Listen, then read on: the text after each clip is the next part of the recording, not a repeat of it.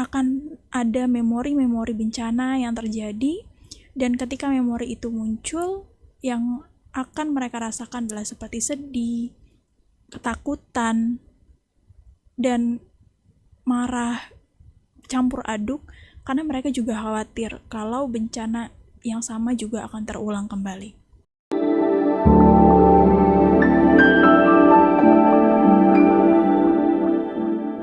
Assalamualaikum warahmatullahi wabarakatuh. Kami Sakura Official turut berduka cita yang mendalam atas terjadinya musibah gempa bumi Cianjur dan juga sekitarnya pada 22 November 2022. Mari kita semua berdoa semoga para korban diberikan ketabahan dan kesabaran dalam menghadapi cobaan ini. Amin ya robbal alamin. Kalau kita lihat dari semua highlight beritanya adalah berbagai pihak memberikan trauma healing untuk anak-anak. Dikutip dari theconversation.com, Florence Halstead, peneliti Human Geography dari University of Hull, gempa dapat menyebabkan tingkat kecemasan dan trauma emosional yang tinggi bagi anak-anak. Bisa mengarah pada perubahan perilaku anak dan mungkin termasuk hal-hal seperti amarah, insomnia, hilangnya nafsu makan, dan penarikan sosial. Jadi, tentulah ada alasannya mengapa pihak-pihak tersebut memberikan trauma healing kepada anak-anak.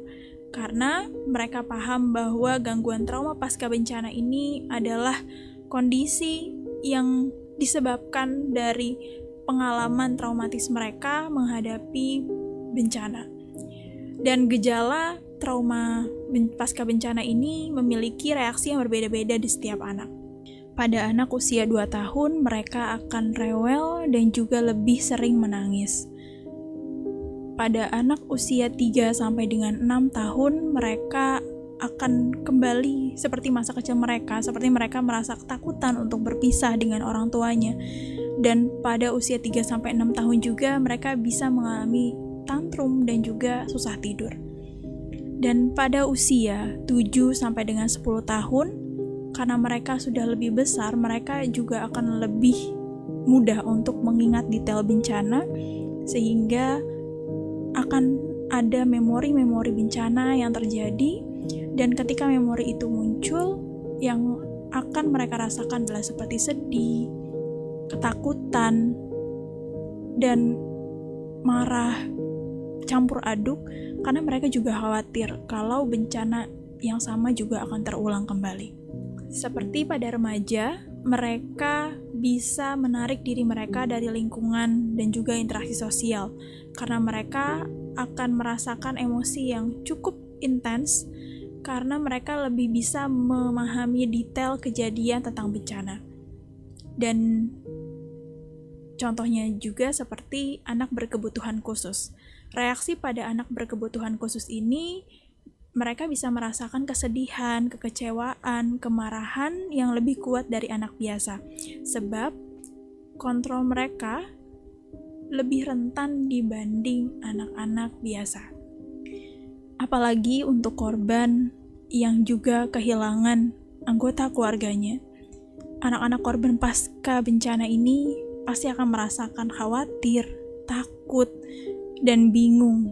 Karena mereka harus menghadapi realita yang ada bahwa mereka kehilangan anggota keluarganya.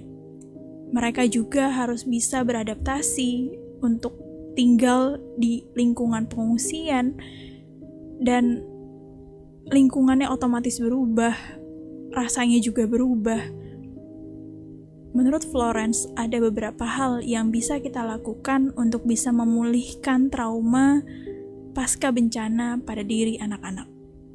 Yang pertama, ajak anak-anak untuk berbicara atau berkomunikasi.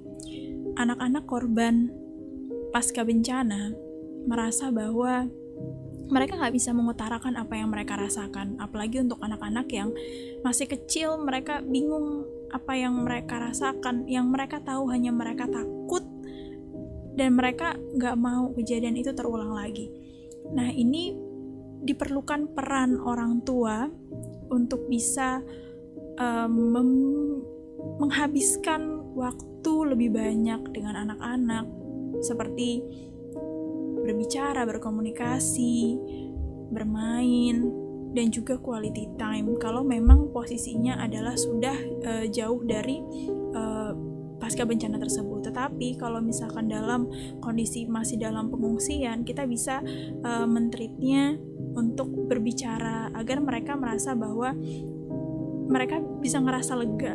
Nah, itulah yang dilakukan oleh para relawan, di mana mereka juga berinteraksi dengan anak-anak karena mereka ingin membuat anak-anak merasa lega dan sedikit melupakan rasa takut mereka. Yang kedua, libatkan anak-anak dalam kegiatan. Kita bisa melibatkan anak-anak dalam proses pemulihan dan juga pembersihan. Nah, dalam kegiatan pemulihan dan pembersihan ini juga diharapkan anak-anak bisa sedikit lega dan juga memahami bahwa apa yang telah terjadi. Sedikitnya mereka mungkin bisa menerima dan juga paham bahwa yang terjadi memang di luar kendali manusia. Tapi tetap kegiatan yang kita berikan juga tidak terlalu berat dan tidak melelahkan, dan bahkan bisa mengingatkan mereka terhadap trauma tersebut. Yang selanjutnya adalah paparkan fakta tentang bencana kepada anak. Kita bisa jelaskan kepada anak-anak kita yang mungkin mereka bisa pahami bahwa kenapa gempa bisa terjadi, apa yang boleh dan tidak boleh dilakukan ketika bencana terjadi, dan bagaimana cara melindungi diri dan juga orang-orang sekitarnya. Kalau memang posisinya adalah anak-anak kita belum bisa memahami, maka tidak apa-apa, kita bisa memberikan pelukan, memberikan penjelasan yang lebih mudah untuk anak-anak kita. Yang penting anak-anak kita merasa bahwa kita ada untuk mereka. Dan kalaupun memang posisinya adalah mereka adalah korban yang ditinggalkan oleh anggota keluarganya, karena anggota keluarganya menjadi korban, kita sebagai pihak setempat di sana atau sebagai penanggung jawab di sana juga bisa memberikan trauma healing kepada mereka. Ya, tadi seperti kita bisa menjelaskan dan mengenalkan mereka tentang bagaimana bencana itu terjadi. Yang selanjutnya adalah ajak anak untuk beraktivitas seperti biasa. Kalau sudah kondisinya memungkinkan untuk bisa beraktivitas seperti biasa, kita bisa memberikan aktivitas harian mereka, rutinitas mereka seperti biasanya. Tetapi jika memang kondisinya belum bisa memungkinkan untuk bisa aktivitas seperti biasa, maka kita bisa mengakalinya dengan mereka bermain sama teman-temannya dan juga melakukan hal-hal yang bisa mengembangkan minat dan juga bakat mereka. Dan inilah yang dilakukan oleh teman-teman relawan juga dari beberapa pihak yang kemarin kita bisa lihat, ada yang mengundang ondel-ondel, ada juga yang membuat permainan dan juga menggambar. Nah, inilah yang dilakukan untuk bisa mengobati atau memulihkan trauma pada anak-anak korban pasca bencana.